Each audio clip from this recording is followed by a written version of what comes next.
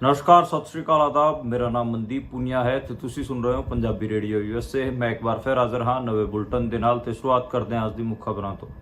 ਦਿੱਲੀ ਦੇ ਵਿੱਚ ਪਾਣੀ ਦਾ ਸੰਕਟ ਲਗਾਤਾਰ ਗਹਿਰਾਉਂਦਾ ਜਾ ਰਿਹਾ ਹੈ। ਦਿੱਲੀ ਦੇ ਆਮ ਆਦਮੀ ਪਾਰਟੀ ਦੇ ਵੱਡੇ ਆਗੂ ਸੰਜੇ ਸਿੰਘ ਨੇ ਹਰਿਆਣੇ ਤੇ ਆਰੋਪ ਲਾਉਂਦਿਆਂ ਕਿਹਾ ਹੈ ਕਿ ਨਾਇਬ ਸਿੰਘ ਸੈਣੀ ਅਤੇ ਮਨੋਹਰ ਲਾਲ ਖੱਟਰ ਹੋਰੀ ਸਾਨੂੰ ਪਾਣੀ ਨਹੀਂ ਦੇ ਰਹੇ ਤੇ ਬੀਜੇਪੀ ਵਰਕਰ ਜੇ ਪ੍ਰੋਟੈਸਟ ਕਰਨਾ ਚਾਹੁੰਦੇ ਹੈਗੇ ਆ ਤੇ ਉਹ ਹਰਿਆਣਾ ਭਵਨ ਜਾਂ ਫਿਰ ਮਨੋਹਰ ਲਾਲ ਖੱਟਰ ਜਾਂ ਫਿਰ ਨਾਇਬ ਸਿੰਘ ਸੈਣੀ ਦੇ ਘਰ ਦੇ ਬਾਹਰ ਜਾ ਕੇ ਕਰਨ। ਅੱਜ ਸਵੇਰ ਦਾਰਜਲਿੰਗ 'ਚ ਕੰਚਨਜੰਗਾ ਐਕਸਪ੍ਰੈਸ ਇੱਕ ਮਾਲ ਗੱਡੀ ਨਾਲ ਟਕਰਾਉਣ ਕਰਕੇ ਇੱਕ ਵੱਡਾ ਹਾਦਸਾ ਹੋਇਆ ਹੈ ਤੇ ਇਸ ਹਾਦਸੇ 'ਚ 9 ਜਣਿਆਂ ਦੀ ਡੈਥ ਹੋ ਗਈ ਹੈ ਅਤੇ 50 ਬੰਦੇ ਘਾਇਲ ਹਨ। ਘਾਇਲਾਂ ਨੂੰ ਹਸਪਤਾਲ 'ਚ ਭਰਤੀ ਕਰਾਇਆ ਗਿਆ ਹੈ ਤੇ ਰੇਲਵੇ ਮਿਨਿਸਟਰ ਅਸ਼ਵਨੀ ਵੈਸ਼ਨਵ ਉੱਥੇ ਪਹੁੰਚੇ ਹੋਏ ਹਨ ਤੇ ਮ੍ਰਿਤਕਾਂ ਨੂੰ 10-10 ਲੱਖ ਰੁਪਏ ਦਾ ਮੁਆਵਜ਼ਾ ਦੇਣ ਦੀ ਘੋਸ਼ਣਾ ਕੀਤੀ ਗਈ ਹੈ। ਉੱਤਰ ਪ੍ਰਦੇਸ਼ 'ਚ ਆਰਐਸਐਸ ਦੇ ਚੀਫ ਮੋਹਨ ਭਾਗਵਤ ਅਤੇ ਉੱਤਰ ਪ੍ਰਦੇਸ਼ ਦੇ ਸੀਐਮ ਯੋਗੀ ਆਦਿੱਤਿਆਨਾਥ ਦੀ ਮੁਲਾਕਾਤ ਨੂੰ ਲੈ ਕੇ ਇੰਡੀਆ ਦੀ ਪੋਲਿਟਿਕਸ 'ਚ ਰੌਲਾ ਪੈ ਰਿਹਾ ਹੈ। ਕਿਹਾ ਜਾ ਰਿਹਾ ਹੈ ਕਿ ਆਦਿੱਤਿਆਨਾਥ ਅਤੇ ਮੋਹਨ ਭਾਗਵਤ ਦੋਵੇਂ ਅਮਿਤ ਸ਼ਾਹ ਅਤੇ ਨਰਿੰਦਰ ਮੋਦੀ ਦੀ ਜੋੜੀ ਨਾਲ ਖੁਸ਼ ਨਹੀਂ ਹਨ ਤੇ ਉਹਨਾਂ ਦੀ ਲੀਡਰਸ਼ਿਪ ਨੂੰ ਬਦਲਣਾ ਚਾਹੁੰਦੇ ਹਨ। ਇਸ ਕਰਕੇ ਉਹਨਾਂ ਦੀ ਮੁਲਾਕਾਤ ਹੋਈ। ਇੰਡੀਅਨ ਐਕਸਪ੍ਰੈਸ ਨੇ 2 ਖਬਰਾਂ ਇਹਦੇ ਤੇ ਛਾਪੀਆਂ ਹਨ। ਹਾਲਾਂਕਿ ਉੱਤਰ ਪ੍ਰਦੇਸ਼ ਦੀ ਸਰਕਾਰ ਵੱਲੋਂ ਇਹ ਲਗਾਤਾਰ ਪੁਸ਼ ਕੀਤਾ ਜਾ ਰਿਹਾ ਹੈ ਕਿ ਉਹਨਾਂ ਦੋਵਾਂ ਦੀ ਕੋਈ ਮੁਲਾਕਾਤ ਨਹੀਂ ਹੋਈ ਹੈ। ਬਿਹਾਰ ਤੋਂ ਨਿਤੀਸ਼ ਕੁਮਾਰ ਦੀ ਪਾਰਟੀ ਜੇਡੀਯੂ ਦੇ ਇੱਕ ਸਾਂਸਦ ਦੇਵੇਸ਼ ਚੰਦਰ ਠਾਕਰ ਨੇ ਇੱਕ ਬਿਆਨ ਦਿੰਦਿਆਂ ਕਿਹਾ ਹੈ ਕਿ ਉਹਨਾਂ ਕੋਲ ਮੁਸਲਮਾਨ ਅਤੇ ਯਾਦਵ ਕੋਈ ਵੀ ਕੰਮ ਕਰਾਉਣ ਵਾਸਤੇ ਨਾ ਆਣ ਕਿਉਂਕਿ ਉਹਨਾਂ ਨੂੰ ਵੋਟਾਂ ਨਹੀਂ ਪਾਈਆਂ ਹਨ ਤੇ ਉਹਨਾਂ ਨੇ ਕਿਹਾ ਕਿ ਜੇ ਮੁਸਲਮਾਨ ਅਤੇ ਯਾਦਵ ਮੇਰੇ ਕੋਲ ਕੰਮ ਕਰਾਉਣ ਆਣਗੇ ਤਾਂ ਮੈਂ ਉਹਨਾਂ ਨੂੰ ਚਾਹ ਪਾਣੀ ਪਿਆ ਕੇ ਮੋੜ ਦੇਵਾਂਗਾ, ਉਹਨਾਂ ਦਾ ਕੋਈ ਕੰਮ ਨਹੀਂ ਕਰਾਂਗਾ। ਇੰਡੀਆ ਦੇ ਵਿੱਚ ਇਨਇਕੁਐਲਿਟੀ ਲੈਬ ਦੀ ਇੱਕ ਰਿਪੋਰਟ ਤੇ ਖਾਸਾ ਰੌਲਾ ਪੈ ਰਿਹਾ ਜਿਹਦੇ 'ਚ ਇਹ ਨਿਕਲ ਕੇ ਸਾਹਮਣੇ ਆਇਆ ਹੈ ਕਿ ਇੰਡੀਆ 'ਚ ਵੱਡੀ ਜਾਤ ਵਾਲਿਆਂ ਕੋਲ 99% ਐਸੈਟਸ ਹੈਗੇ ਆ ਅਤੇ 2.5% ਦੇ ਨੇੜੇ ਤੇੜੇ ਦਲਿਤਾਂ ਕੋਲ ਹੈਗੇ ਆ ਤੇ 9% OBC ਜਾਤਾਂ ਕੋਲ ਹੈਗੇ ਆ।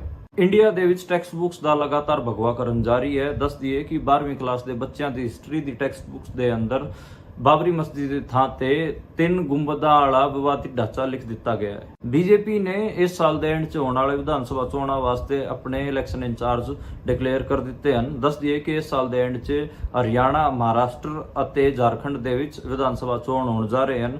ਦੱਸ ਦਈਏ ਕਿ ਮਹਾਰਾਸ਼ਟਰ ਦੇ ਵਿੱਚ ਭੁਪਿੰਦਰ ਯਾਦਵ, ਹਰਿਆਣੇ ਦੇ ਵਿੱਚ ਧਰਮਿੰਦਰ ਪ੍ਰਧਾਨ ਅਤੇ ਝਾਰਖੰਡ 'ਚ ਸ਼ਿਵਰਾਜ ਸਿੰਘ ਚੌਹਾਨ ਨੂੰ ਇਲੈਕਸ਼ਨ ਇੰਚਾਰਜ ਬਣਾਇਆ ਗਿਆ ਹੈ। ਇਹ ਸੀਗੀਆਂ ਅੱਜ ਦੀਆਂ ਮੁੱਖ ਖਬਰਾਂ। ਹੁਣ ਕਰਦੇ ਹਾਂ ਆਪਾਂ ਖਬਰਾਂ ਦਾ ਵਿਸ਼ਲੇਸ਼ਣ ਤੇ ਸ਼ੁਰੂਆਤ ਕਰਦੇ ਹਾਂ ਆਪਾਂ ਦਿੱਲੀ ਵਾਲੀ ਖਬਰ ਤੋਂ। ਦਿੱਲੀ ਦੇ ਵਿੱਚ ਪਾਣੀ ਨੂੰ ਲੈ ਕੇ ਖਾਸਾ ਰੌਲਾ ਪੈ ਰਿਹਾ ਹੈ। ਇੱਥੇ ਪੀਣ ਵਾਲੇ ਪਾਣੀ ਦੀ ਵੀ ਕਿੱਲਤ ਹੋ ਰੱਖੀ ਹੈ। ਲੋਕ ਟੈਂਕਰਾਂ ਰਾਹੀਂ ਆਪਣਾ ਪੀਣ ਵਾਲਾ ਪਾਣੀ ਮੰਗਾ ਰਹੇ ਹਨ ਤੇ ਇੱਥੇ ਲੋਕਾਂ 'ਚ ਖਾਸਾ ਰੋਹ ਵੀ ਹੈ। ਕਈ ਸਾਰੇ ਪ੍ਰੋਟੈਸਟ ਵੀ ਸਰਕਾਰ ਦੇ ਖਿਲਾਫ ਹੋ ਚੁੱਕੇ ਹਨ। ਦੱਸ ਦਈਏ ਕਿ ਇੱਥੇ ਜਿਹੜਾ ਵਾਟਰ ਸਪਲਾਈ ਹੈਗੀ ਆ ਉਹ ਖਾਸੀ ਵੀਕ ਚੱਲ ਰਹੀ ਹੈ ਤੇ ਇਹਦੇ ਖਿਲਾਫ ਬੀਜੇਪੀ ਦੇ ਜਿਹੜੇ ਵਰਕਰਸ ਹੈਗੇ ਆ, ਕਿਉਂਕਿ ਇੱਥੇ ਸਰਕਾਰ ਆਮ ਆਦਮੀ ਪਾਰਟੀ ਦੇ, ਬੀਜੇਪੀ ਆਪੋਜੀਸ਼ਨ ਪਾਰਟੀ ਹੈ ਦਿੱਲੀ ਦੇ ਵਿੱਚ, ਤੇ ਬੀਜੇਪੀ ਵਾਲਿਆਂ ਨੇ ਕਈ ਸਾਰੇ ਪ੍ਰੋਟੈਸਟ ਕੀਤੇ ਹਨ। ਆਮ ਆਦਮੀ ਪਾਰਟੀ ਦੇ ਦਫ਼ਤਰਾਂ ਦੇ ਬਾਹਰ ਵੀ ਕੀਤੇ ਹਨ। ਮੁੱਖ ਮੰਤਰੀ ਆਵਾਸ ਵੀ ਘੇਰਨ ਦੀ ਕੋਸ਼ਿਸ਼ ਹੋਈ ਹੈਗੀ ਆ।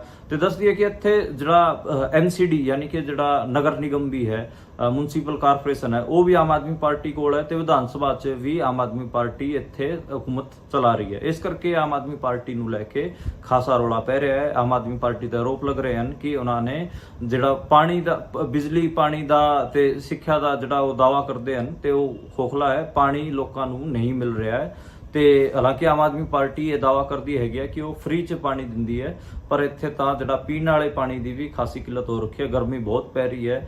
ਦਿੱਲੀ ਦਾ ਜਮਾ ਅੱਗ ਦੀ ਭੱਠੀ ਬਣਿਆ ਹੋਇਆ, ਫਿਰ ਵੀ ਇੱਥੇ ਜਿਹੜੀ ਪਾਣੀ ਦੀ ਕਿੱਲਤ ਲਗਾਤਾਰ ਹੋ ਰਹੀ ਹੈ।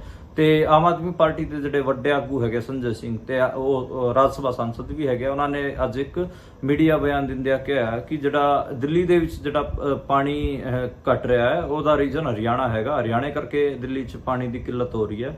ਉਹਨਾਂ ਨੇ ਕਿਹਾ ਕਿ ਜੇ ਹਰਿਆਣਾ ਸਾਡਾ ਪਾਣੀ ਛੱਡ ਦੇ ਤਾਂ ਫਿਰ ਸਾਨੂੰ ਕੋਈ ਦਿੱਕਤ ਨਹੀਂ ਆਊਗੀ ਤੇ ਉਹਨਾਂ ਨੇ ਕਿਹਾ ਕਿ ਜੇ ਬੀਜੇਪੀ ਦੇ ਵਰਕਰਸ ਪ੍ਰੋਟੈਸਟ ਕਰਨਾ ਵੀ ਚਾਹੁੰਦੇ ਹੈਗੇ ਆ ਤੇ ਉਹ ਮਨੋਹਰ ਲਾਲ ਖੱਟਰ ਜਾਂ ਫਿਰ ਹਰਿਆਣਾ ਭਵਨ ਜਾਂ ਫਿਰ ਨਾਇਬ ਸਿੰਘ ਸੈਣੀ ਦੇ ਘਰ ਦੇ ਬਾਹਰ ਜਾ ਕੇ ਕਰਨ, ਸਾਡੇ ਘਰਾਂ ਦੇ ਬਾਹਰ ਉਹ ਪ੍ਰਦਰਸ਼ਨ ਨਾ ਕਰਨ। ਤੇ ਇਹਦੇ ਤੇ ਜਿਹੜੇ ਹਰਿਆਣਾ ਦੇ ਮੁੱਖ ਮੰਤਰੀ ਹੈਗੇ ਨਾਇਬ ਸਿੰਘ ਸੈਣੀ, ਉਹਨਾਂ ਦਾ ਵੀ ਬਿਆਨ ਸਾਹਮਣੇ ਆਇਆ। ਉਹਨਾਂ ਨੇ ਕਿਹਾ ਹੈ ਕਿ ਪਾਣੀ ਤਾਂ ਹਿਮਾਚਲ ਤੋਂ ਆਉਂਦਾ ਹੈਗਾ ਦਿੱਲੀ ਦਾ, ਫਿਰ ਸਾਨੂੰ ਕਿਉਂ ਟਾਰਗੇਟ ਕੀਤਾ ਜਾ ਰਿਹਾ? ਅਸੀਂ ਤਾਂ ਕੋਈ ਇਹਨਾਂ ਦਾ ਪਾਣੀ ਨਹੀਂ ਰੋਕ ਰਹੇ। ਪਿਛਲੇ 10 ਸਾਲ ਤੋਂ ਇਹਨਾਂ ਦੀ ਸਰਕਾਰ ਹੈਗੀ ਆ ਤੇ ਇਹਨਾਂ ਨੇ ਪਾਣੀ ਵਾਸਤੇ ਵੀ ਕੋਈ ਜਿਹੜਾ ਬੇਸਿਕ ਇਨਫਰਾਸਟ੍ਰਕਚਰ ਹੁੰਦਾ ਉਹ ਵੀ ਡਿਵੈਲਪ ਨਹੀਂ ਕੀਤਾ। ਇਸ ਕਰਕੇ ਇੱਥੇ ਰੌਲਾ ਪੈ ਰਿਹਾ ਤੇ ਇਹ ਇਲਜ਼ਾਮ ਸਾਡੇ ਤੇ ਲਾ ਰਹੇ ਹਨ। ਉਸ ਤੋਂ ਅਗਲੀ ਖਬਰ ਦੀ ਜੇ ਆਪਾਂ ਗੱਲ ਕਰੀਏ, ਉਹ ਆਈ ਉੱਤਰ ਪ੍ਰਦੇਸ਼ ਤੋਂ। ਉੱਤਰ ਪ੍ਰਦੇਸ਼ 'ਚ ਜਿਹੜੇ RSS ਦੇ ਚੀਫ ਹੈਗੇ ਮੋਹਨ ਭਾਗਵਤ, ਉਹ ਪਿਛਲੇ 2 ਦਿਨਾਂ ਤੋਂ ਹਨ ਤੇ ਲਗਾਤਾਰ ਇਹ ਕਿਹਾ ਜਾ ਰਿਹਾ ਸੀਗਾ ਕਿ ਉਹਨਾਂ ਦੀ ਮੁਲਾਕਾਤ ਯੋਗੀ ਆਦਿੱਤਿਆਨਾਥ ਨਾਲ ਹੋਊਗੀ। ਯੋਗੀ ਆਦਿੱਤਿਆਨਾਥ ਆਪਾਂ ਨੂੰ ਪਤਾ ਕਿ UP ਦੇ ਮੁੱਖ ਮੰਤਰੀ ਹੈਗੇ ਆ ਤੇ ਇਸ ਮੁਲਾਕਾਤ ਦੇ ਕਈ ਮਤਲਬ ਕੱਢੇ ਗਏ। ਈਵਨ ਇੰਡੀਅਨ ਐਕਸਪ੍ਰੈਸ 'ਚ ਵੀ ਇਹਦੇ ਬਾਰੇ 2 ਰਿਪੋਰਟਾਂ ਛਪੀਆਂ।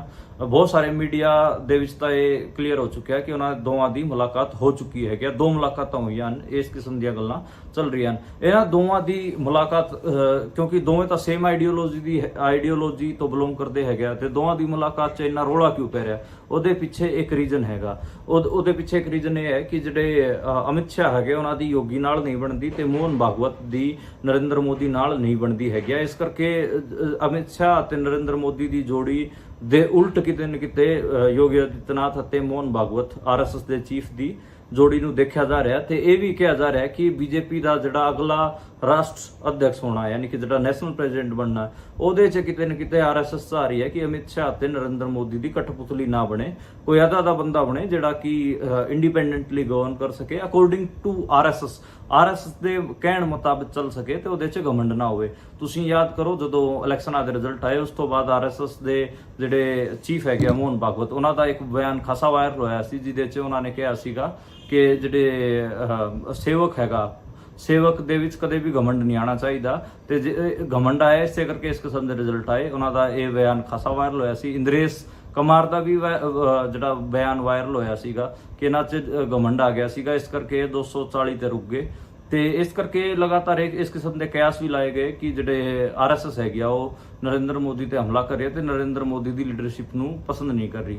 ਤੇ ਯੋਗੀ ਆਦਿੱਤਿਆਨਾਥ ਬਾਰੇ ਆਪਾਂ ਨੂੰ ਪਤਾ ਹੈ ਕਿ ਜਿਹੜਾ ਅਮਿਤ ਸ਼ਾਹ ਹੋਰਾਂ ਦੇ ਕਲੋਜ਼ ਏਡ ਹੈਗਾ ਉਹ ਤਾਂ ਲਗਾਤਾਰ ਖੁੱਲ ਕੇ ਯੋਗੀ ਆਦਿੱਤਿਆਨਾਥ ਦੇ ਖਿਲਾਫ ਸਟੇਟਮੈਂਟਾਂ ਵੀ ਦਿੰਦੇ ਨੇ ਤੇ ਜਿਹੜੇ ਇਹ ਇਲੈਕਸ਼ਨਾਂ ਦੇ ਰਿਜ਼ਲਟ ਆਏ, ਲੋਕ ਸਭਾ ਇਲੈਕਸ਼ਨਾਂ ਦੇ ਰਿਜ਼ਲਟ ਆਏ ਉਹਦੇ 'ਚ ਵੀ ਲਗਾਤਾਰ ਲੋਕ ਇਹ ਕਹਿ ਰਹੇ ਨੇ ਕਿ ਯੋਗੀ ਆਦਿੱਤਿਆਨਾਥ ਦੇ ਜਿਹੜੇ ਕੱਟੜ ਵਰਕਰ ਸੀਗੇ ਉਹ ਇਸ ਵਾਰ ਸਮਾਜਵਾਦੀ ਪਾਰਟੀ ਦੀ ਮਦਦ ਕਰ ਰਹੇ ਸੀਗੇ, ਉਹਨਾਂ ਨੇ ਬੀਜੇਪੀ ਵਾਲਿਆਂ ਦੀ ਮਦਦ ਨਹੀਂ ਕੀਤੀ ਤੇ ਇਸ ਕਰਕੇ ਕਿਆਸ ਲਾਏ ਜਾ ਰਹੇ ਹੈਗੇ। ਇਸੇ ਕਰਕੇ ਇਹ ਗੱਲ ਵੀ ਬਹੁਤ ਵੱਡੀ ਕਿ ਜੇ ਦੋਵੇਂ ਮਿਲਣਗੇ ਫਿਰ ਉਹ ਕੋਈ ਨਾ ਕੋਈ ਨਵਾਂ ਲੀਡਰ ਬੀਜੇਪੀ ਦੀ ਜਿਹੜੀ ਨੈਸ਼ਨਲ ਪ੍ਰੈਜ਼ੀਡੈਂਟਸ਼ਿਪ ਹੈ ਉਹਦੇ ਵਾਸਤੇ ਦੇਣਗੇ।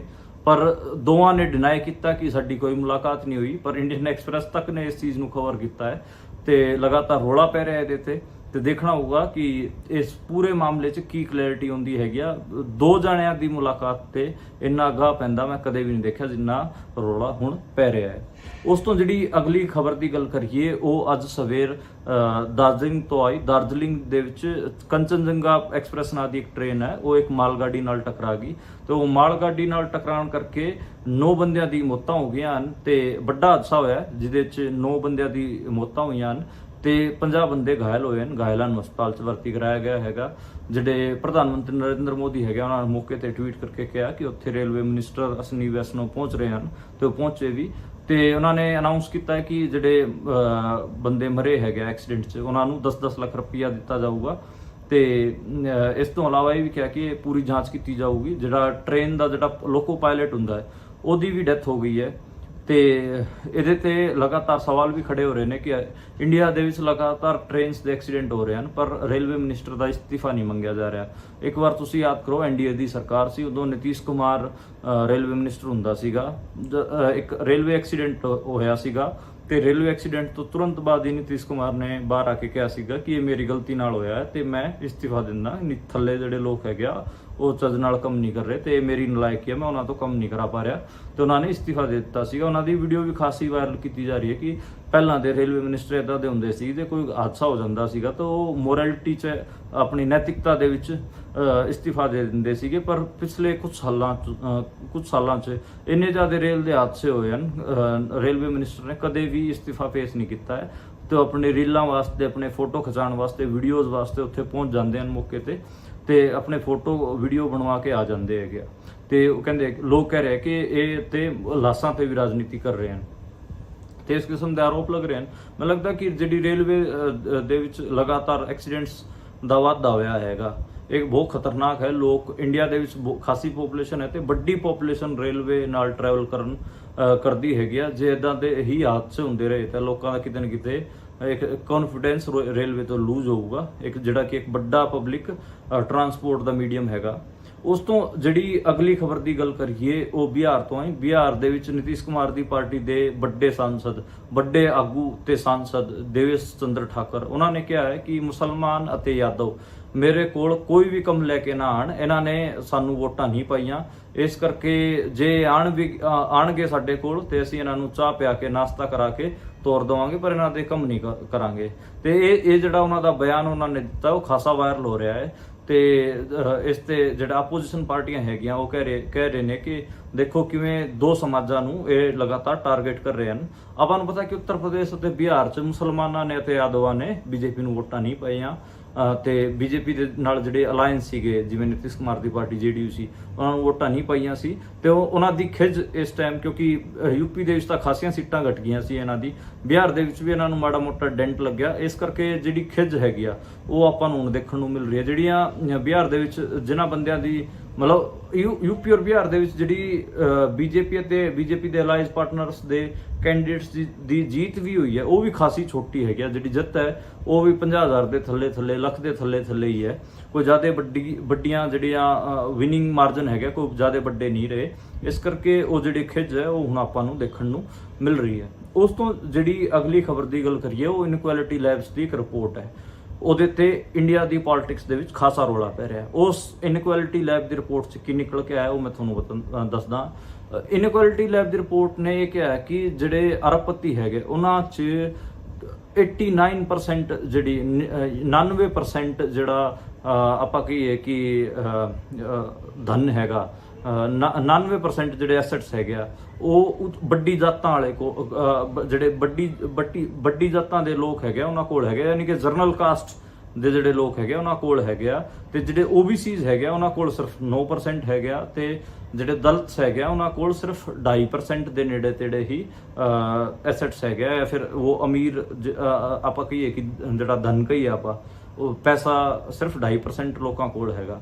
ਤੇ ਇਹਦੇ ਤੇ ਖਾਸਾ ਰੌਲਾ ਪੈ ਰਿਹਾ। ਇਹਦੇ ਤੇ ਲਾਲੂ ਪ੍ਰਸਾਦ ਯਾਦਵ ਨੇ ਟਵੀਟ ਕਰਕੇ ਕਿਹਾ ਹੈ ਕਿ ਜਿਹੜੀ ਬੀਜੇਪੀ ਹੈ ਇਸੇ ਕਰਕੇ ਜਾਤੀਗਤ ਜਨਗਣਨਾ ਨਹੀਂ ਕਰਾਉਣਾ ਚਾਹੁੰਦੀ। ਜੇ ਜਾਤੀਗਤ ਜਨਗਣਨਾ ਕਰਾਊਗੀ ਤਾਂ ਇਹ ਸਭ ਦੇ ਸਾਹਮਣੇ ਆ ਜਾਊਗਾ ਕਿ ਕਿਹਨਾਂ ਦੀ ਕਿੰਨੀ ਪਾਪੂਲੇਸ਼ਨ ਹੈ ਤੇ ਕਿੰਨੇ ਸੰਸਾਧਨਾਂ ਦੇ ਉਹਨਾਂ ਦਾ ਕਬਜ਼ਾ ਹੈਗਾ। ਤੇ ਜਿਹੜੇ ਵੱਡੀ ਜਾਤਾਂ ਵਾਲੇ ਹੈਗੇ ਉਹਨਾਂ ਦੀ ਜਿਹੜੀ ਪਾਪੂਲੇਸ਼ਨ ਹੈ ਇੰਡੀਆ ਦੇ ਵਿੱਚ ਉਹ ਤਾਂ 4-5% ਹੈ, ਪਰ ਉਹਨਾਂ ਕੋਲ ਦੇਖੋ 89% ਦੇ ਨੇੜੇ ਤੇੜੇ ਜਿਹੜੇ ਐਸੈਟਸ ਹੈ ਉਹਨਾਂ ਕੋਲ ਹੈਗੇ ਆ। OBCs ਦੀ ਪਾਪੂਲੇਸ਼ਨ ਉਹ 60 ਤੋਂ 70% ਦੱਸਦੇ ਨੇ ਤੇ ਕਹਿ ਰਹੇ ਆ ਕਿ ਉਹਨਾਂ ਕੋਲ ਸਿਰਫ 9% ਹੈਗਾ। ਤੇ ਜਿਹੜੀ SC/ST ਜਿਹੜੀ ਪਾਪੂਲੇਸ਼ਨ ਹੈ ਉਹ 30 ਤੋਂ 35% ਗਿਣਦੇ ਨੇ ਪਾਪੂਲੇਸ਼ਨ, ਤੇ ਕਹਿ ਰਹੇ ਨੇ ਕਿ ਉਹਨਾਂ ਕੋਲ ਸਿਰਫ ਔਰ ਸਿਰਫ 2.5% ਦੇ ਨੇੜੇ ਤੇੜੇ ਹੀ ਐਸੈਟਸ ਹੈਗੇ ਆ। ਤੇ ਇਸ ਤੇ ਖਾਸਾ ਇਸ ਇਨਇਕੁਐਲਿਟੀ ਲੈਬ ਤੇ ਰਾਹੁਲ ਗਾਂਧੀ ਨੇ ਵੀ ਟਵੀਟ ਕੀਤਾ ਹੈ, ਲਾਲੂ ਪ੍ਰਸਾਦ ਯਾਦਵ ਨੇ ਵੀ ਟਵੀਟ ਕੀਤਾ ਹੈ, ਤੇ ਖਾਸਾ ਰੌਲਾ ਇਸ ਇਨਇਕੁਐਲਿਟੀ ਲੈਬ ਦੀ ਰਿਪੋਰਟ ਤੇ ਪੈ ਰਿਹਾ ਹੈਗਾ। ਪਹਿਲਾਂ ਵੀ ਇੰਡੀਆ ਦੀ ਇਕਨੋਮਿਕਸ ਦੇ ਜਿਹੜਾ ਇੰਡੀਆ ਦੀ ਇਕਨੋਮੀ ਹੈ ਇਹਦੇ ਤੇ ਖਾਸੇ ਕ੍ਰਿਟਿਸਿਜ਼ਮ ਆਪਾਂ ਨੂੰ ਦੇਖਣ ਨੂੰ ਮਿਲੇ ਹੈਗਾ। ਇਹ ਕਿਹਾ ਜਾਂਦਾ ਹੈ ਕਿ ਜਿਹੜੀ ਇੰਡੀਆ ਦੀ ਇਕਨੋਮੀ ਹੈ ਉਹ ਵੀ ਸ਼ੇਪ ਹੈ, ਯਾਨੀ ਕਿ ਜਿਹੜਾ ਆਪਾਂ ਕਹੀਏ ਕਿ ਗਰੀਬ ਬੰਦਾ ਉਹ ਹੋਰ ਜ਼ਿਆਦਾ ਗਰੀਬ ਹੁੰਦਾ ਜਾ ਰਿਹਾ ਹੈ ਤੇ ਉਹਦਾ ਇੱਕ ਵੱਡਾ ਚੰਕ ਹੈਗਾ। ਤੇ ਇਹ ਜਿਹੜਾ ਪੋਰਸ਼ਨ ਕਿਹਾ ਜਾ ਰਿਹਾ ਗਰੀਬ ਬੰਦਿਆਂ ਦਾ ਕਿਹਾ ਜਾਂਦਾ, ਤੇ ਵਿੱਚ ਜਿਹੜਾ ਇਹ ਤਕੋਣਾ ਕਿਹਾ ਜਾਂਦਾ, ਇਹ ਧਨਾਡਾ ਦਾ ਕਿਹਾ ਜਾਂਦਾ। ਇਹ ਵੀ ਕਿਹਾ ਜਾਂਦਾ ਕਿ ਸਿਰਫ 1% ਆਕਸਫੈਮ ਦੀ ਰਿਪੋਰਟ ਵੀ ਸਿਰਫ 1% ਜਿਹੜੇ ਅਮੀਰ ਹੈਗੇ ਆ ਉਹਨਾਂ ਕੋਲ 90% ਦੇ ਨੇੜੇ ਤੇੜੇ ਜਿਹੜੇ ਐਸੈਟਸ ਹੈਗੇ ਆ ਉਹ ਹੈਗੇ ਇੰਡੀਆ ਦੇ ਵਿੱਚ। ਤੇ ਇਹਦੇ ਤੇ ਖਾਸਾ ਰੌਲਾ ਜਿਹੜੀ ਇੰਡੀਆ ਦੇ ਵਿੱਚ ਇਨਇਕੁਐਲਿਟੀ ਉਹਦੇ ਤੇ ਖਾਸਾ ਰੌਲਾ ਪਹਿਲਾਂ ਵੀ ਪਿਆ। ਇਸ ਵਾਰ ਜਿਹੜੇ ਜਾਤ ਵਾਈਜ਼ ਆਪਾਂ ਕਹੀਏ ਕਿ ਕਿਹੜੀਆਂ ਜਾਤਾਂ ਕੋਲ ਕਿੰਨੇ ਐਸੈਟਸ ਹੈਗਾ, ਕਿੰਨੇ ਉਹਨਾਂ ਕੋਲ ਆਪਾਂ ਕਹੀਏ ਕਿ ਧਨ ਹੈਗਾ, ਪੈਸਾ ਹੈਗਾ, ਉਹਦੇ ਤੇ ਇਸ ਵਾਰ ਜਾਤੀय ਇਹ ਡਾਟਾ ਇਨਇਕੁਐਲਿਟੀ ਲੈਬ ਦੀ ਰਿਪੋਰਟ ਨੇ ਕੱਢਿਆ। ਤੇ ਇਸ ਤੇ ਖਾਸਾ ਰੌਲਾ ਪੈਣਾ ਹੀ ਸੀ, ਕਿਉਂਕਿ ਲਾਲੂ ਪ੍ਰਸਾਦ ਯਾਦਵ ਹੋ ਰਿਹਾ ਆਪਾਂ ਨੂੰ ਪਤਾ ਕਿ OBC ਦੀ ਪੋਲਿਟਿਕਸ ਕਰਦੇ ਨੇ। ਬਹੁਤ ਸਾਰੇ ਆਗੂ ਏਦਾਂ ਦੇ ਵੀ ਹੈਗੇ ਦਲਿਤ ਪੋਲਿਟਿਕਸ ਕਰਦੇ ਨੇ। ਦਲਿਤ ਪੋਲਿਟਿਕਸ ਵਾਲੇ ਬੰਦਿਆਂ ਨੇ ਵੀ ਇਹਦੇ ਤੇ ਸੀਰੀਅਸ ਸਵਾਲ ਖੜੇ ਕੀਤੇ ਨੇ। BSP ਤੋਂ ਲੈ ਕੇ ਚੰਦਰ ਸ਼ੇਖਰ ਆਜ਼ਾਦ ਹੋਰ ਬਹੁਤ ਸਾਰੇ ਆਗੂਆਂ ਦੇ ਇਹਦੇ ਤੇ ਕਮੈਂਟ ਆਏ ਹਨ। ਉਸ ਤੋਂ ਜਿਹੜੀ ਅਗਲੀ ਖਬਰ ਦੀ ਗੱਲ ਕਰੀਏ ਉਹ ਆਈ NCERT ਦੀ ਬੁੱਕਸ ਬਾਰੇ। ਜਿਹੜੇ ਸਕੂਲੀ ਸਿੱਖਿਆ ਵਾਸਤੇ ਜਿਹੜਾ ਸਿਲੇਬਸ ਤਿਆਰ ਕਰਦੀ ਹੈਗੇ ਉਹਨੂੰ ਆਪਾਂ NCERT ਕਹਿੰਦੇ ਆ। ਤੇ NCERT ਦੀ ਬੁੱਕਸ ਹੀ ਇੰਡੀਆ ਦੇ ਵਿੱਚ ਪੜ੍ਹਾਈ ਜਾਂਦੀਆਂ ਨੇ। ਤੇ NCERT ਦੀ 12ਵੀਂ ਕਲਾਸ ਦੀ ਹਿਸਟਰੀ ਦੀ ਬੁੱਕ ਦੇ ਵਿੱਚ ਇੱਕ ਬਦਲਾਅ ਕੀਤਾ ਗਿਆ ਹੈਗਾ। ਉਹ ਬਦਲਾਅ ਕੀਤਾ ਹੈ ਬਾਬਰੀ ਮਸਜਿਦ ਦੇ ਬਾਰੇ में। ਤੇ ਬਾਬਰੀ ਮਸਜਿਦ ਦੀ ਥਾਂ ਤੇ ਇਹ ਲਿਖ ਦਿੱਤਾ ਗਿਆ ਹੈ ਕਿ 3 ਗੁੰਬਦ ਵਾਲਾ ਵਿਵਾਦਿਤ ਢਾਂਚਾ ਉਹ ਬਾਬਰੀ ਮਸਜਿਦ ਹਟਾ ਦਿੱਤਾ ਗਿਆ ਹੈਗਾ। ਤੇ ਇੱਕ ਹਿਸਾਬ ਨਾਲ ਹਿਸਟਰੀ ਨੂੰ ਰੀਰਾਈਟ ਕੀਤਾ ਜਾ ਰਿਹਾ ਹੈ। ਤੇ ਇੰਡੀਆ ਦੇ ਵਿੱਚ ਜਿਹੜੀ ਹਿਸਟਰੀ ਦੀ ਕਿਤਾਬਾਂ ਹੈਗੀਆਂ ਉਹਨਾਂ ਦੇ ਵਿੱਚ ਖਾਸਾ ਰੀਰਾਈਟ ਪਿਛਲੇ ਕੁਝ ਸਮਾਂ ਤੋਂ ਹੋਇਆ ਹੈ ਤੇ ਇਹਨੂੰ ਇਹ ਵੀ ਕਿਹਾ ਜਾਂਦਾ ਕਿ ਜਿਹੜੀ ਸਿੱਖਿਆ ਹੈ ਉਹਦਾ ਭਗਵਾਕਰਨ ਜਾਰੀ ਹੈਗਾ, ਯਾਨੀ ਕਿ ਸੈਫਨਾਈਜੇਸ਼ਨ ਆਫ ਐਜੂਕੇਸ਼ਨ ਇਨ ਇੰਡੀਆ। ਇਹਦੇ ਤੇ ਖਾਸੀਆਂ ਰਿਪੋਰਟਾਂ ਵੀ ਆ ਚੁੱਕੀਆਂ ਹਨ ਕਿ ਕਿੰਨਾ ਟੈਕਸਟ ਬਦਲਿਆ ਗਿਆ ਹੈ, ਕਿਸ ਕਿਸਮ ਨਾਲ, ਜਿਹੜੇ ਅਕੋਰਡਿੰਗ ਟੂ RSS ਜਿਹੜਾ ਹਿਸਟਰੀ ਹੈਗੀ ਆ ਉਹ ਉਸ ਦੇ ਅਕੋਰਡਿੰਗ ਹੀ ਸਾਰਾ ਕੁਝ ਬਦਲਾ ਕੀਤਾ ਗਿਆ ਹੈਗਾ। ਈਵਨ ਜਿਹੜਾ ਅਕਬਰ ਅਤੇ ਮਹਾਰਾਣਾ ਪ੍ਰਤਾਪ ਦਾ ਯੁੱਧ ਸੀਗਾ ਉਹਦੇ ਵਿੱਚ ਮਹਾਰਾਣਾ ਪ੍ਰਤਾਪ ਨੂੰ ਜੇਤੂ ਕਰਾਰ ਦੇ ਰੱਖਿਆ, ਆਪਾਂ ਨੂੰ ਪਤਾ ਹੈ। ਇਸ ਤੋਂ ਇਲਾਵਾ ਵੀ ਬਹੁਤ ਸਾਰੀਆਂ ਥਾਵਾਂ ਤੋਂ ਜਿਹੜੇ ਮੁਗਲਾਂ ਦੀ ਹਿਸਟਰੀ ਸੀਗੀ ਉਹਦੇ ਤੇ ਘਾਟਾ ਕੀਤਾ ਗਿਆ, ਉਹਦੇ 'ਚ ਜਿਹੜਾ ਜਿੰਨਾ ਮਟੀਰੀਅਲ ਸੀ ਉਹ ਘਟਾਇਆ ਗਿਆ ਹੈਗਾ ਤੇ ਜਿਹੜੇ ਹਿੰਦੂ ਰਾਜੇ ਸੀਗੇ ਉਹਨਾਂ ਨੂੰ ਜੇਤੂ ਦਿਖਾਇਆ ਗਿਆ ਹੈਗਾ। ਇਸ ਕਿਸਮ ਦੀ ਬਹੁਤ ਸਾਰੀ ਮੂਰਖਤਾਵਾਂ ਆਪਾਂ ਨੂੰ ਜਿਹੜਾ ਪਿਛਲੇ ਕੁਝ ਸਮਾਂ ਤੋਂ ਜਿਹੜੇ ਇੰਡੀਅਨ ਟੈਕਸਟ ਬੁੱਕਸ ਹੈਗੀਆਂ ਉਹਦੇ 'ਚ ਦੇਖਣ ਨੂੰ ਮਿਲੀਆਂ ਹੈਗੀਆਂ ਤੇ ਇਹਦੇ ਤੇ ਖਾਸਾ ਰੌਲਾ ਵੀ ਪੈ ਰਿਹਾ, ਖਾਸੇ ਲੋਕ ਇਹਦੇ ਤੇ ਇਹਨੂੰ ਕ੍ਰਿਟੀਸਾਈਜ਼ ਵੀ ਕਰ ਰਹੇ ਹਨ। ਤੇ ਉਸ ਤੋਂ ਜਿਹੜੀ ਅਗਲੀ ਖਬਰ ਦੀ ਗੱਲ ਕਰੀਏ ਉਹ ਹੈਗੀ ਆ ਵਿਧਾਨ ਸਭਾ ਚੋਣਾਂ ਬਾਰੇ। ਆਪਾਂ ਨੂੰ ਪਤਾ ਕਿ ਈਅਰ ਐਂਡ ਦੇ ਵਿੱਚ 3 ਸਟੇਟਾਂ ਦੀ ਵਿਧਾਨ ਸਭਾ ਚੋਣਾਂ ਹੈਗੀਆਂ, ਹਰਿਆਣੇ ਦੀਆਂ ਹੈਗੀਆਂ, ਮਹਾਰਾਸ਼ਟਰ ਦੀਆਂ ਹੈਗੀਆਂ ਅਤੇ ਝਾਰਖੰਡ ਦੀਆਂ ਹੈਗੀਆਂ। ਤਿੰਨਾਂ ਸਟੇਟਾਂ ਦੇ ਜਿਹੜੇ ਵਿਧਾਨ ਸਭਾ ਇਲੈਕਸ਼ਨਸ ਹੈਗੇ, ਅਸੈਂਬਲੀ ਇਲੈਕਸ਼ਨਸ ਹੈਗੇ, ਉਹ ਖਾਸੇ ਇੰਟਰਸਟਿੰਗ ਹੋਣੇ ਹੈਗੇ ਆ। ਉਹਦਾ ਇੱਕ ਰੀਜ਼ਨ ਤਾਂ ਇਹ ਹੈ ਕਿ ਹਰਿਆਣੇ ਦੇ ਵਿੱਚ ਤਾਂ ਆਪਾਂ ਨੂੰ ਪਤਾ ਹੈ ਕਿ ਬੀਜੇਪੀ ਦੀ ਜਿੰਨੀ ਖਿਲਾਫਤ ਹੋਈ ਹੈ ਤੇ 2020 ਦਾ ਜਿਹੜਾ ਕਿਸਾਨ ਅੰਦੋਲਨ ਚੱਲਿਆ ਉਸ ਤੋਂ ਬਾਅਦ ਜੋ ਇੱਕ ਹਿਸਾਬ ਨਾਲ ਜਿਹੜਾ ਮਾਹੌਲ ਬੀਜੇਪੀ ਦੇ ਉਲਟ ਸਿਰਜਿਆ ਗਿਆ ਹੈ ਹਰਿਆਣੇ ਦੇ ਵਿੱਚ, ਤੇ ਦੂਜਾ ਉਹ ਮਨੋਹਰ ਲਾਲ ਖੱਟਰ ਨੂੰ ਇਹਨਾਂ ਨੇ CM ਤੋਂ ਪਦ ਤੋਂ ਲਾ ਦਿੱਤਾ ਹੈ ਤੇ ਹੁਣ ਉਹਨਾਂ ਦੀ ਥਾਂ ਤੇ ਨਾਇਬ ਸਿੰਘ ਸੈਣੀ ਨੂੰ CM ਬਣਾਇਆ। ਤੇ ਇਸ ਕਰਕੇ ਹਰਿਆਣਾ ਆਪਣੇ ਆਪ 'ਚ ਪੈਜੈਂਟਰੀ ਨੂੰ ਲੈ ਕੇ, ਕਿਸਾਨੀ ਨੂੰ ਲੈ ਕੇ ਇੱਕ ਅੱਡ ਕਿਸਮ ਦਾ ਕਿੱਸਾ ਹੈਗਾ ਤੇ ਅੱਡ ਕਿਸਮ ਦਾ ਇੱਥੇ ਇਲੈਕਸ਼ਨ ਆਪਾਂ ਨੂੰ ਦੇਖਣ ਨੂੰ ਮਿਲੂਗਾ। ਏਦਾਂ ਹੀ ਜੇ ਮਹਾਰਾਸ਼ਟਰ ਦੀ ਗੱਲ ਕਰੀਏ, ਉੱਥੇ ਮੈਂ ਕਈ ਵਾਰ ਆਪਣੇ ਬੁਲਟਨਾਂ 'ਚ ਦੱਸ ਚੁੱਕਿਆ ਕਿ ਉੱਥੇ ਮਹਾਰਾਸ਼ਟਰ ਦੇ ਵਿੱਚ ਇਹਨਾਂ ਨੇ ਸ਼ਿਵ ਸੈਨਾ ਦੇ 2 ਟੋਟੇ ਕਰਦੇ ਸੀਗੇ, NCP ਦੇ 2 ਟੋਟੇ ਕਰਦੇ ਸੀਗੇ, ਉਧਰ ਠਾਕਰੇ ਦਾ ਅੱਡ ਗੁੱਟ ਬਣਿਆ ਹੋਇਆ ਹੈ, ਏਕਨਾਥ ਸ਼ਿੰਦੇ ਦਾ ਅੱਡ। ਤੇ ਉੱਥੇ ਵੀ ਇਲੈਕਸ਼ਨ ਇੰਟਰਸਟਿੰਗ ਹੋਣ ਜਾ ਰਿਹਾ ਹੈ। ਉੱਥੇ ਜਿਵੇਂ ਲੋਕ ਸਭਾ ਚੋਣਾਂ ਦੇ ਵਿੱਚ ਆਪਾਂ ਨੂੰ ਦੇਖਣ ਨੂੰ ਮਿਲਿਆ ਸੀਗਾ ਕਿ ਨਕਲੀ ਸ਼ਿਵ ਸੈਨਾ, ਅਸਲੀ ਸ਼ਿਵ ਸੈਨਾ, ਉਸ ਕਿਸਮ ਦਾ ਇਲੈਕਸ਼ਨ ਮਹਾਰਾਸ਼ਟਰ ਦੇ ਵਿੱਚ ਹੁਣ ਵੀ ਹੋਊਗਾ। ਝਾਰਖੰਡ ਦੇ ਵਿੱਚ ਇਲੈਕਸ਼ਨ ਇੰਟਰਸਟਿੰਗ ਇਸ ਕਰਕੇ ਹੋਊਗਾ ਕਿਉਂਕਿ ਉੱਥੇ ਜਿਹੜਾ ਮੁੱਖ ਮੰਤਰੀ ਸੀਗਾ, ਆਦੀਵਾਸੀ ਮੁੱਖ ਮੰਤਰੀ ਹੇਮੰਤ ਸੋਰੇਨ, ਉਹਨੂੰ ਬੀਜੇਪੀ ਵਾਲਿਆਂ ਨੇ 36 ਲੱਖ ਰੁਪਏ ਦੀ ਜ਼ਮੀਨ ਦੀ ਖਰੀਦ ਤੇ, ਇੰਨਾ ਛੋਟਾ ਮਾਮਲਾ 36 ਲੱਖ ਰੁਪਏ 'ਚ ਆਪਾਂ ਨੂੰ ਪਤਾ ਕਿ ਹਰਿਆਣੇ ਪੰਜਾਬ 'ਚ 100 ਗਜ਼ ਦਾ ਪਲਾਟ ਵੀ ਨਹੀਂ ਹੁੰਦਾ, ਪਟਿਆਲਾ ਜਾਂ ਜਲੰਧਰ ਵਰਗੇ ਸ਼ਹਿਰਾਂ 'ਚ। ਤੇ 36 ਲੱਖ ਰੁਪਏ ਦੀ ਜ਼ਮੀਨ ਨੂੰ ਲੈ ਕੇ ਹੇਮੰਤ ਸੋਰੇਨ ਨੂੰ ਜੇਲ੍ਹ 'ਚ ਸਿੱਟ ਰੱਖਿਆ ਹੈ ਤੇ ਇਸ ਕਰਕੇ ਝਾਰਖੰਡ ਦਾ ਜਿਹੜਾ ਵਿਧਾਨ ਸਭਾ ਚੋਣ ਹੈ ਉਹ ਵੀ ਇੰਟਰਸਟਿੰਗ ਹੋਣ ਜਾ ਰਿਹਾ ਤੇ ਉੱਥੇ ਵੀ ਦੇਖਣ ਨੂੰ ਮਿਲਾ ਕਿ ਆਦੀਵਾਸੀ ਜਿਹੜੇ ਲੋਕ ਹੈਗੇ ਆ ਉਹ ਕਿਹਦੇ ਵੱਲ ਝੁਕਦੇ ਹੈਗੇ ਆ। ਤੇ ਇਸ ਕਰਕੇ ਤਿੰਨੇ ਸਟੇਟਾਂ ਦੇ ਜਿਹੜੇ ਇਲੈਕਸ਼ਨ ਹੈਗੇ ਇੰਟਰਸਟਿੰਗ ਹੋਣ ਜਾ ਰਹੇ ਹਨ। ਤੇ ਜਿਹੜਾ ਇਲੈਕਸ਼ਨ ਆਪਾਂ ਜੇ ਮੈਂ ਮੋਟੀ ਤਰੀਕ ਤੁਹਾਨੂੰ ਦੱਸਾਂ ਤਾਂ ਹਰਿਆਣੇ ਦੇ ਇਲੈਕਸ਼ਨ ਪਹਿਲਾਂ ਹੋਣਗੇ, ਹਰਿਆਣੇ ਦੇ ਇਲੈਕਸ਼ਨ ਅਕਤੂਬਰ ਦੇ ਵਿੱਚ ਕਰਾ ਦੇਣਗੇ ਤੇ ਮਹਾਰਾਸ਼ਟਰ ਦੇ ਅਤੇ ਝਾਰਖੰਡ ਦੇ ਇਲੈਕਸ਼ਨ ਇਹ ਨਵੰਬਰ ਤੇ ਦਸੰਬਰ ਤੱਕ ਖਿੱਚਣਗੇ ਤੇ ਨਵੰਬਰ ਦਸੰਬਰ 'ਚ ਝਾਰਖੰਡ ਅਤੇ ਮਹਾਰਾਸ਼ਟਰ ਦੇ ਹੋ ਜਾਣਗੇ। ਦੂਜੀਆਂ ਪਾਰਟੀਆਂ ਦੀ ਕੀ ਤਿਆਰੀ ਹੈਗੀ ਆ ਇਹਦੇ ਬਾਰੇ ਤਾਂ ਮੈਂ ਕੋਈ ਗੱਲ ਨਹੀਂ ਕਰ ਸਕਦਾ ਕਿਉਂਕਿ ਅਜੇ ਉਹਨਾਂ ਨੇ ਕੋਈ ਤਿਆਰੀ ਸ਼ੁਰੂ ਨਹੀਂ ਕੀਤੀ ਹੈ, ਪਰ ਬੀਜੇਪੀ ਹੁਣ ਤੋਂ ਹੀ ਤਿਆਰੀਆਂ ਸ਼ੁਰੂ ਕਰ ਚੁੱਕੀ ਹੈ। ਉਹ ਆਪਾਂ ਨੂੰ ਦਿਖ ਵੀ ਰਿਹਾ ਹੈ। ਬੀਜੇਪੀ ਨੇ ਆਪਣੇ ਜਿਹੜੇ ਇਲੈਕਸ਼ਨ ਇੰਚਾਰਜ ਇਹਨਾਂ ਸਟੇਟਾਂ ਵਾਸਤੇ ਉਹ ਐਲਾਨਤੇ ਹੈਗੇ ਆ। ਹਰਿਆਣੇ ਦੇ ਵਿੱਚ ਉਹਨਾਂ ਦਾ ਜਿਹੜਾ ਇਲੈਕਸ਼ਨ ਇੰਚਾਰਜ ਰਹੂਗਾ ਉਹ ਧਰਮਿੰਦਰ ਪ੍ਰਧਾਨ ਹੋਊਗਾ ਤੇ ਵਿਪਲਵ ਦੇਵ ਸਹਿ ਪ੍ਰਧਾਨ ਹੋਊਗਾ, ਯਾਨੀ ਕਿ ਡਿਪਟੀ ਇੰਚਾਰਜ ਹੋਊਗਾ। ਤੇ ਜੇ ਆਪਾਂ ਗੱਲ ਕਰੀਏ ਮਹਾਰਾਸ਼ਟਰ ਦੇ ਵਿੱਚ ਭੁਪਿੰਦਰ ਯਾਦਵ ਉਹਨਾਂ ਨੇ ਪ੍ਰਧਾਨ ਐਲਾਨਿਆ ਹੈ ਤੇ ਅਸਨੀ ਵੈਸਟ ਨੂੰ ਉਹਨਾਂ ਨੂੰ ਸਪੋਰਟ ਡਿਪਟੀ ਇੰਚਾਰਜ ਹੋਊਗਾ ਉਹਨਾਂ ਦਾ। ਤੇ ਝਾਰਖੰਡ ਦੇ ਵਿੱਚ ਸ਼ਿਵਰਾਜ ਸਿੰਘ ਚੌਹਾਨ ਸਾਰੇ ਇਲੈਕਸ਼ਨ ਨੂੰ ਦੇਖਣਗੇ, ਇਲੈਕਸ਼ਨ ਇੰਚਾਰਜ ਸ਼ਿਵਰਾਜ ਸਿੰਘ ਚੌਹਾਨ ਹੋਣਗੇ ਜਿਹੜੇ ਕਿ ਮੱਧ ਪ੍ਰਦੇਸ਼ ਦੇ ਸਾਬਕਾ ਮੁੱਖ ਮੰਤਰੀ ਵੀ ਹਨ ਤੇ ਹੁਣ ਮੁਲਕ ਦੇ ਉਹਨਾਂ ਨੂੰ ਖੇਤੀਬਾੜੀ ਮੰਤਰੀ ਵੀ ਬਣਾਇਆ ਗਿਆ ਹੈਗਾ। ਤੇ ਦੇਖੋ ਇਹਨਾਂ ਨੇ ਹੁਣ ਤੋਂ ਹੀ ਜਿਹੜੇ ਇਲੈਕਸ਼ਨ ਇੰਚਾਰਜ ਹੈ ਆਪਣੇ ਐਲਾਨ ਤੇ ਹੈਗੇ ਤੇ ਹੁਣ ਤੋਂ ਹੀ ਉਹਨਾਂ ਨੇ ਤਿਆਰੀਆਂ ਸ਼ੁਰੂ ਕਰ ਦਿੱਤੀਆਂ ਹਨ। ਤੇ ਜਿਹੜੀ ਆਪੋਜੀਸ਼ਨ ਦੀਆਂ ਪਾਰਟੀਆਂ ਹੈਗੀਆਂ, ਕਾਂਗਰਸ ਹੋਵੇ ਜਾਂ ਫਿਰ ਉੱਥੇ ਹੋਰ ਵੀ ਪਾਰਟੀਆਂ ਹਨ, ਉਹਨਾਂ ਕੋਲ ਇੰਨੀ ਤਿਆਰੀ ਭਾਵੇਂ ਉਹ ਕਰ ਰਹੇ ਹੋਣ ਪਰ ਹਜੇ ਵਿਜ਼ੀਬਲੀ ਤੌਰ ਤੇ ਨਹੀਂ ਦਿਖ ਰਹੀ। ਤੇ ਬੀਜੇਪੀ ਇਹਨਾਂ ਚੀਜ਼ਾਂ 'ਚ ਖਾਸੀ ਆਰਗੇਨਾਈਜੇਸ਼ਨਲ ਵਾਲੇ ਐਸਪੈਕਟਸ 'ਚ ਖਾਸੀ ਲੀਡ ਲੈ ਜਾਂਦੀ ਹੈਗੀ ਆ। ਤੇ ਮੋਟੀਆਂ ਖਬਰਾਂ ਇਹ ਸੀਗੀਆਂ ਤੇ ਹੁਣ ਮੁਲਕ ਨੂੰ ਨਵਾਂ ਖੇਤੀਬਾੜੀ ਮੰਤਰੀ ਮਿਲ ਗਿਆ ਹੈਗਾ ਸ਼ਿਵਰਾਜ ਸਿੰਘ ਚੌਹਾਨ ਦੀ ਇਮੇਜ ਬਾਰੇ ਮੈਂ ਕਈ ਵਾਰ ਦੱਸ ਚੁੱਕਿਆ ਕਿ ਮੱਧ ਪ੍ਰਦੇਸ਼ 'ਚ ਉਹਨਾਂ ਦੀ ਇਮੇਜ ਖਾਸੀ ਚੰਗੀ ਰਹੀ ਹੈ, ਪਰ ਉਹ ਐਂਟੀ ਮੋਦੀ ਕੈਂਪ ਦੇ ਬੰਦੇ ਰਹੇ ਹੈ, ਇਸ ਕਰਕੇ ਉਹਨਾਂ ਨੂੰ CMਸ਼ਿਪ ਤੋਂ ਲਾਇਆ ਗਿਆ ਸੀਗਾ। ਤੇ ਹੁਣ ਉਹਨਾਂ ਨੂੰ ਇਦਾਂ ਦਾ ਮੰਤਰਾਲੇ ਦਿੱਤਾ ਗਿਆ ਨਾ, ਇਦਾਂ ਦੀ ਮਿਨਿਸਟਰੀ ਦਿੱਤੀ ਗਈ ਹੈ ਜਿਹਦੇ ਵਿੱਚ ਆਲਰੇਡੀ ਪ੍ਰੋਟੈਸਟ ਚੱਲ ਰਿਹਾ।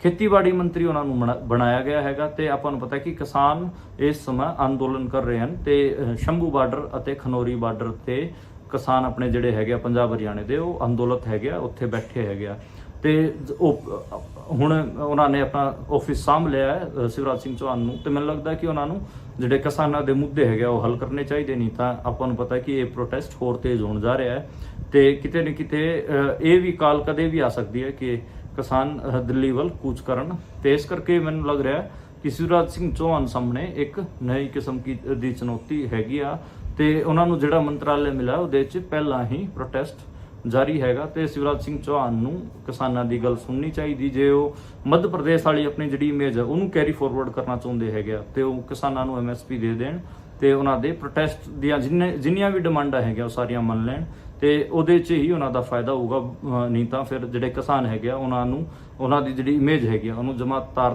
ਕਰ ਦੇਣਗੇ ਤੇ ਉਹਨਾਂ ਨੂੰ ਇਹ ਦਿਖਾ ਦੇਣਗੇ ਕਿ ਜਿਹੜਾ ਵੀ ਬੰਦਾ ਕਿਸਾਨਾਂ ਦੀ ਗੱਲ ਨਹੀਂ ਸੁਣਦਾ ਉਹਦੀ ਕਿਵੇਂ ਉਹ ਮਿੱਟੀ ਪਲੀਤ ਕਰਦੇ ਹੈਗੇ ਆ।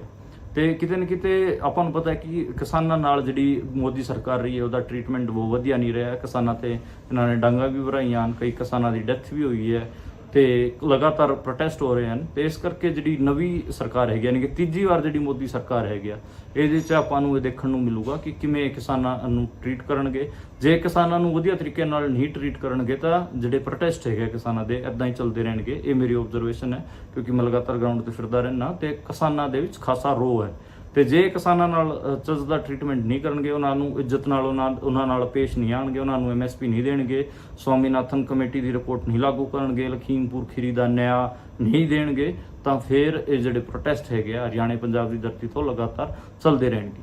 ਤਾਂ ਇਹ ਸੀਗੀਆਂ ਅੱਜ ਦੀਆਂ ਮੁੱਖ ਖਬਰਾਂ ਤੇ ਉਹਨਾਂ ਦਾ ਵਿਸ਼ਲੇਸ਼ਣ। ਤੇ ਕੱਲ ਆਪਾਂ ਦੁਬਾਰੇ ਫਿਰ ਮਿਲਾਂਗੇ ਇਸੇ ਟਾਈਮ ਨਵੀਂ ਖਬਰਾਂ ਨਾਲ, ਨਵੀਂ ਵਿਸ਼ਲੇਸ਼ਣ ਨਾਲ। ਤੁਸੀਂ ਦੇਖਦੇ ਤੇ ਸੁਣਦੇ ਰਹੋ ਪੰਜਾਬੀ ਰੇਡੀਓ।